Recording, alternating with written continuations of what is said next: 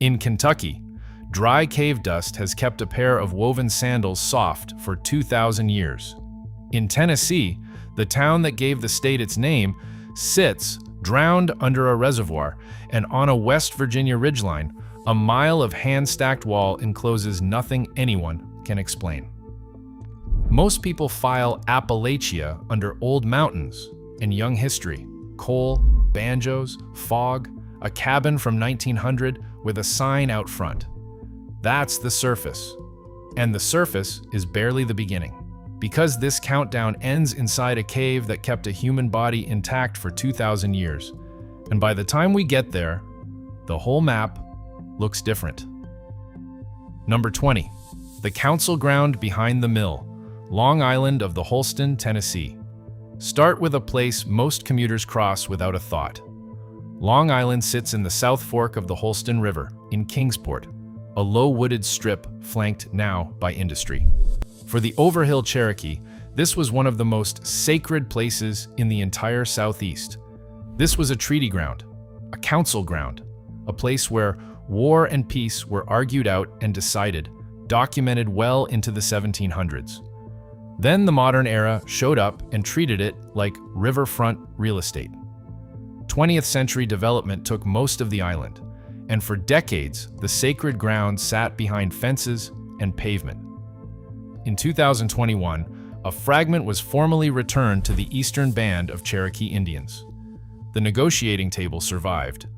The negotiators got paved over first. Number 19, a sacred complex in the yards, the Plains Mound Group, Ohio.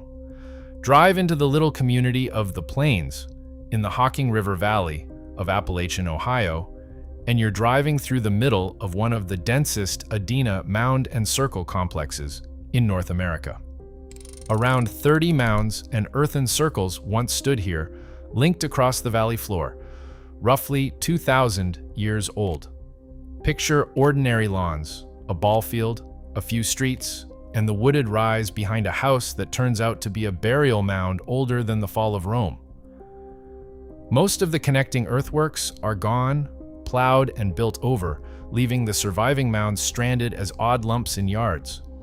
People mow around them. Kids grow up treating them like scenery. This isn't one monument. It's the wreckage of a whole ceremonial landscape, hiding in plain residential sight. The town has a sacred complex for a backyard and treats it like the weather. Number 18, the Pyramid with a Handrail, Miamisburg Mound, Ohio. Above the Great Miami River stands the largest conical mound in Ohio, about 65 feet of piled earth, raised in stages by the Adena more than 2,000 years ago.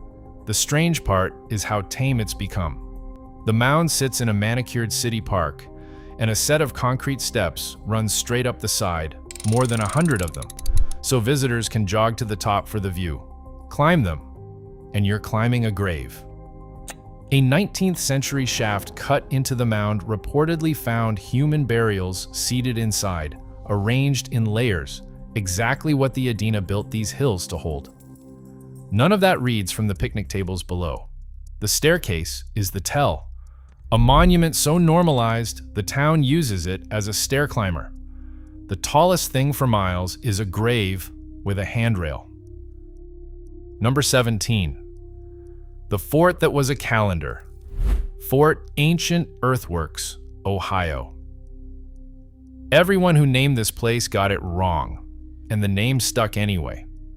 On a bluff above the Little Miami River runs 3.5 miles of earthen wall, enclosing more than 100 acres, built by the Hopewell across several centuries. Walk the top and the wall rises higher than you in places, broken by more than 60 deliberate gaps. Early settlers assumed a fortification, hence Fort Ancient, and then that borrowed name got pinned onto a completely separate, much later culture, so the label points at the wrong people twice over. But this was never really about defense. Most researchers think certain gateways and marker points align to the sun at the solstices and to key positions of the moon. It is a horizon calendar written in earth. The biggest hilltop enclosure in the country is named after a fort it never was, built by a people who did not build it. Those first 4 you could park beside. A mound in a park, a complex in a subdivision, a wall on a public trail, the ancient world that survived by being convenient. From here, the map gets less cooperative. It slides toward water, toward buried towns, toward the dark. Quick note before we go deeper. If you want the full version of this map, all the drowned towns, the forgotten walls, the places that never make the brochure, I have gathered it into a book called the Appalachian Mysteries Collection. It is linked below if you want it. I will not bring it up again until the very end, so let's get back to the countdown. Number 16. The salt lick that was human first. Big Bone Lick, Kentucky. In the Ohio River Valley of northern Kentucky sits a boggy ground where, for tens of thousands of years, mammoths and mastodons and giant ground sloths waded in for the salt and sometimes never walked back out. Their bones are still in the mud. A boardwalk runs over sulfur springs where fragments still surface, and the site calls itself the birthplace of American paleontology. Thomas Jefferson took an interest in the bones hauled out of here. That's the plaque. The older story is human. Native peoples used this salt lick continuously for thousands of years, hunting the animals the salt drew, working the brine long before any Enlightenment gentleman cataloged a single bone. The megafauna made it famous. The people who got here first and stayed longest get a sentence at most. The country studied the bones and skipped the hunters standing over them. Number 15. The walled town with no walls, Buffalo Site, West Virginia. On a flat stretch of Kanawha River bottomland in western West Virginia, there's a cornfield that used to be a fortified town. Nothing on the surface says so, but underneath lay a late prehistoric village of the Fort Ancient tradition. Occupied around the 1500s and the 1600s, a ring of houses, a stockade line, a central plaza, and hundreds of burials. Excavation in the mid-20th century pulled an entire community out of the dirt and reshaped how archaeologists understood the era here. Picture it, a palisaded town of real size, and today not one thing standing to mark it. The whole place readable only as soil stains and dark circles where wooden walls rotted in place. Most towns like it across West Virginia are simply gone, erased before anyone wrote them down. The cornfield was a walled town, and the wall left only shadows. Number 14. The wall they wanted to be Welsh. DeSoto Falls Wall, Alabama. On Lookout Mountain, in northeastern Alabama, near where the Little River drops through a gorge, sits a low run of dry-laid stone wall along a bluff. No mortar. Its exact age and builders stay uncertain, though the likeliest answer is indigenous, the same broad stoneworking tradition seen across the southern uplands. That answer was never romantic enough. In the 1800s, the wall got swept into the legend of Prince Madoc, a medieval Welshman who supposedly sailed to America and left Welsh Indians and stone forts behind. The story got attached to this site and several others nearby. And here's what that legend actually does. It takes a native structure and hands it to imaginary Europeans, because a certain kind of settler couldn't accept that the people already here built their own walls. The Madoc tale is the same old reflex in medieval costume. The wall's real mystery is why so many people needed it to be Welsh. Number 13. The stone ring above the rapids. Mount Carbon Walls, West Virginia. High above the Kanawha River, in the New River Gorge country, a low wall of stacked stone and earth runs along a ridgetop for more than a mile, following the contour of the high ground. It encloses nothing obvious. No village, no water source, no strong point that makes tactical sense. 19th century antiquarians noted it, sketched it, wondered, and then it drifted almost entirely out of attention. It sits too high and too dry for farming, and its layout argues against defense, which points most researchers toward gathering or ceremony. This is West Virginia's own version of the hilltop enclosure, a cousin to the great earthworks of Ohio, and it's barely studied, slowly weathering, mostly unknown even to the rafters and climbers in the gorge below. The state that sells whitewater has an unexplained stone ring sitting quietly above the rapids, and almost nobody ever looks up. Number 12. The capital under the lake, Chota and Tennessee, Tennessee. The town that gave Tennessee its name is underwater, and you reach what's left of it by boat. Along the Little Tennessee River stood Chota and Tennessee, principal overhill Cherokee towns. Chota, a beloved town, a place of refuge and counsel at the political heart of the 18th century Cherokee world. And Tennessee, the town whose name the whole state now wears. In 1979, the Tellico Dam closed and the valley filled, drowning farms and homesteads and these towns together over years of fierce opposition that went all the way to the nation's highest court and lost. Today, a stone memorial and a raised mound cap mark the spot, built to stay above the waterline while the town site sits submerged. Picture open reservoir where a capitol stood, boats crossing water that covers council grounds. The state carries the town's name on every license plate and keeps the town itself under the lake. That whole first stretch, you could still walk to or paddle to. Monuments you can photograph even when they're drowned. That map is nearly finished. What comes next stops being something you look at and becomes something you have to decode. Painted cliffs, marks in the dark, and finally dust that refuse to let anything rot. Number 11. The gallery the river is erasing, Painted Bluff, Alabama. On a limestone bluff above the Tennessee River near Guntersville, dozens of ancient images band the rock. Painted figures and pecked carvings of birds, serpents, and human forms layered across many centuries. It's one of the densest concentrations of rock art in the Southeast, and most of it is only really visible from the water, which is part of why it survived. For a long time, the bluff was protected by pure inconvenience. Hard to reach, hard to land a boat beneath, out of casual sight. Now that same river is the threat. Dam-raised water, the steady wash of boat wakes, and plain erosion are working at the panel, softening images that lasted 1,000 years. Picture red figures fading a little more each season, just above a waterline that never used to be there. The river displayed this gallery for a millennium. Now, the river is dissolving it. Number 10. The Temple with a Gazebo, Nikuchi Mound, Georgia. In a broad valley near the headwaters of the Chattahoochee sits one of the most photographed mounds in the Southeast, famous for entirely the wrong reason. Nikuchi Mound is a Mississippian platform mound, a flat-topped earthen stage where a temple or a chief's house once stood. An excavation in the early 1900s pulled dozens of burials and a whole village's worth of evidence from it. What people actually stopped to photograph is the little white gazebo perched on top, added by a landowner in the 1800s. Tidy, absurd, like a party hat on a king.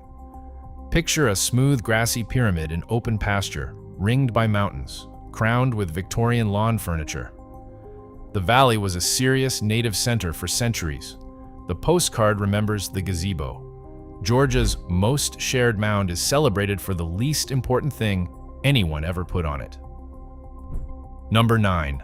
The sanctuary behind the dance floor, Dunbar Cave, Tennessee.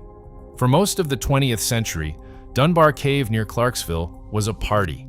Its wide mouth on the Red River hosted swimming, big band concerts, a whole resort scene. Country star Roy Acuff even owned and ran it for a stretch, with crowds dancing at the entrance on summer nights. Everyone treated it as recreation. Then, in 2005, researchers documented something people had strolled past for a century. Prehistoric Mississippian cave art deep in the dark zone, glyphs and figures traced onto the walls well back from any daylight, part of a sacred underworld tradition found across the region. Picture the layers of it. A swing band near the mouth, and a quarter-mile into the black, imagery 1,000 years old, untouched. The recreational and the sacred stacked in one hole in the ground, separated only by darkness.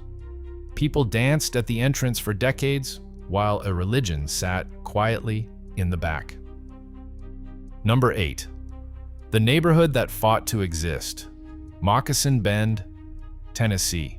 The Tennessee River loops hard around a peninsula below Lookout Mountain, and that green tongue of land holds something staggering, roughly 12,000 years of human presence, from Paleo-Indian hunters through the Mississippian era, stacked in one place.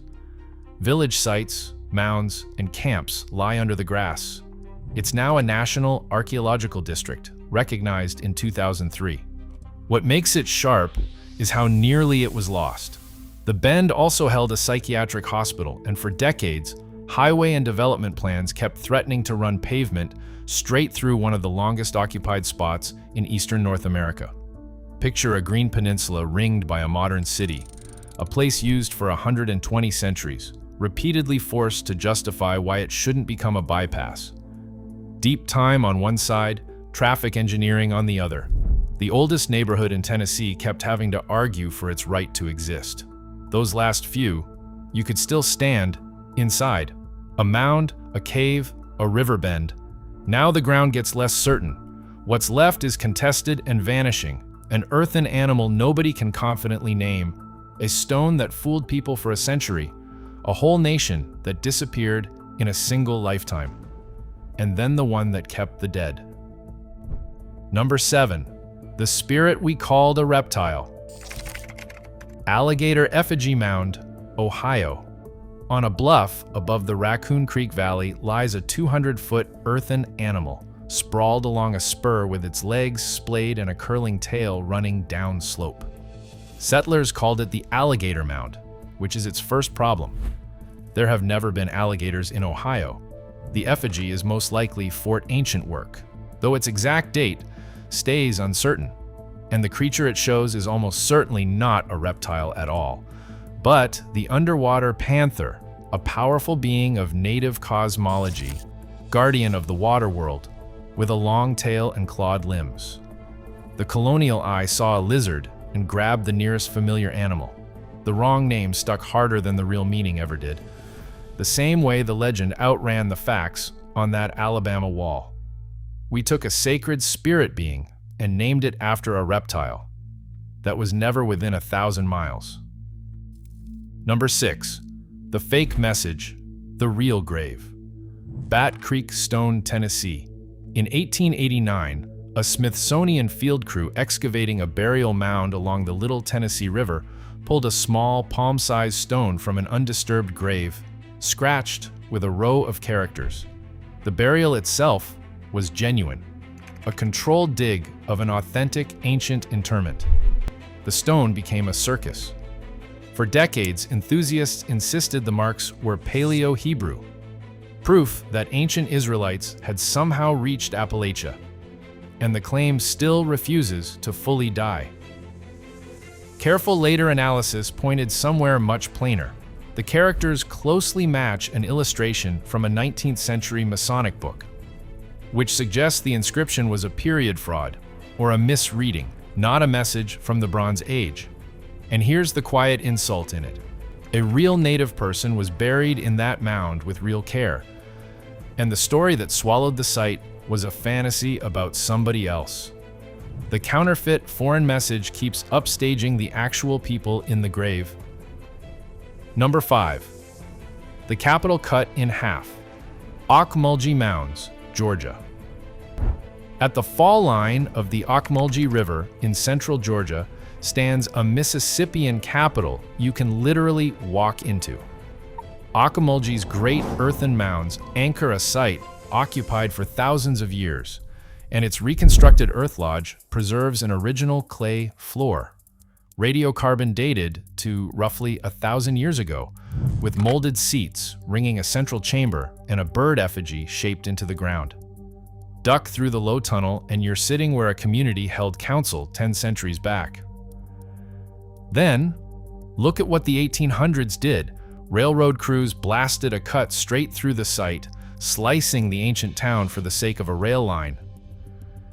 And the tracks still run through it today. This was one of the great capitals of the Southeast, half erased for freight. It's a national historical park now, still fighting to expand and heal. You can sit on a 1,000-year-old bench and watch trains cut the town in two. The map has gone from monuments you can climb to messages and disputed stones. The last few can't be settled with another shovel. One is a road too straight for its own country. One is a superpower that vanished in a lifetime. And one kept the dead intact where the Eastern Earth should have taken them back within a year. Number 4. The Straight Road. Through crooked country, the Great Hopewell Road, Ohio. The Newark earthworks in Appalachian, Ohio are among the largest geometric enclosures ever built anywhere on Earth, a sprawl of precise circles and octagons that work as a lunar observatory in soil, tracking the moon's 18.5-year cycle.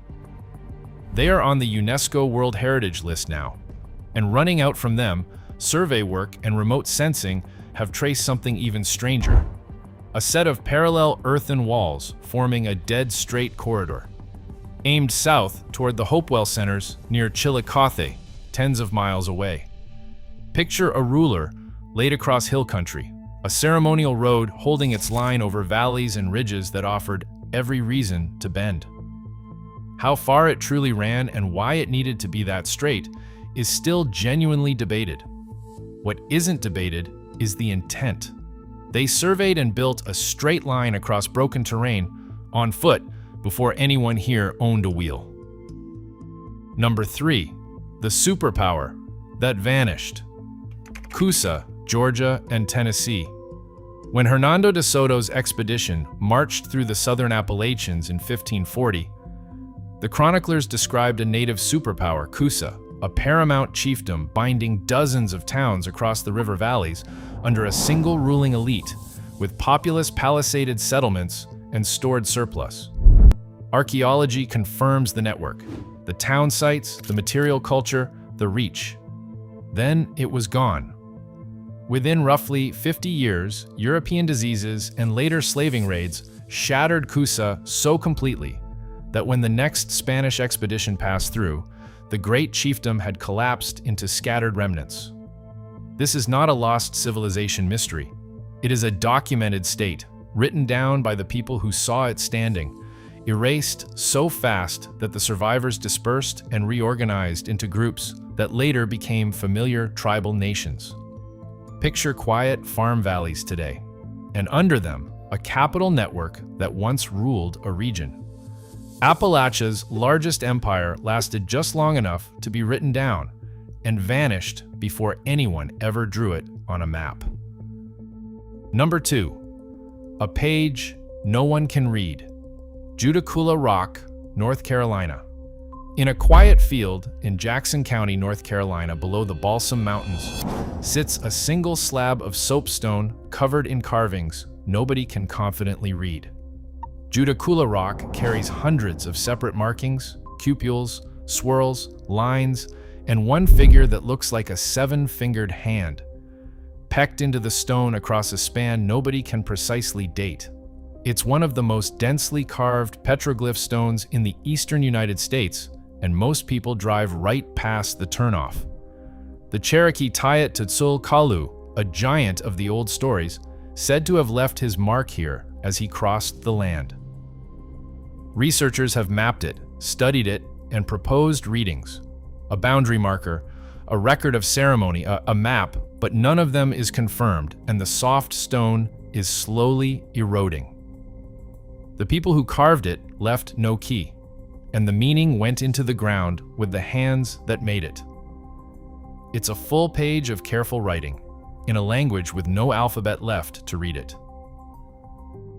Number 1. The Cave, where the dead didn't rot. Salts, Cave and Mammoth Cave, Kentucky. Everything else on this list is stone or soil that only hints at the people who made it. This one kept the people. In the dry passages of the Salts and Mammoth Cave system, in the Green River country of western Kentucky, Ancient miners went miles into total darkness thousands of years ago to gather gypsum and other cave minerals. And the cave held on to almost everything they left behind. Woven sandals, burned cane torches, gourd fragments. Human remains preserved so completely that researchers reconstructed the actual diet of people who died before Rome existed. And, in a handful of cases, naturally mummified human bodies. Remains like the miner reportedly crushed by a shifted boulder, and others preserved soft and whole, where any grave outside would have vanished in a single season. The eastern climate destroys organic material fast. Wood, cloth, flesh, gone in years. But the cave's stable, dry air held cloth, food, and the dead themselves across 2, 3, even 4,000 years. Picture a woven slipper lying in the dust as if dropped this morning in a passage no sunlight has ever touched. There's a hard coda to it too. Some of these remains were displayed for decades as roadside curiosities before they were finally treated with the dignity that federal law now requires. The least monumental place on this entire map, no wall, no mound, no alignment, preserved the most human thing of all. The deepest thing these mountains ever hid wasn't a structure or a date. It was a person still wearing their shoes. The Appalachia sold on overlooks and cabin porches is only the newest layer, laid thin over drowned capitals, painted bluffs, straight ancient highways and caves that quietly kept their dead, older and deeper than the brochure will ever admit. So tell me in the comments about the ancient site near you, the mound in a field, or the wall on a ridge that everyone drives past and nobody can explain. Because there is far more of this map than one video can hold, and it is all in the Appalachian Mysteries collection linked below. Tap the next investigation on screen, it is already waiting.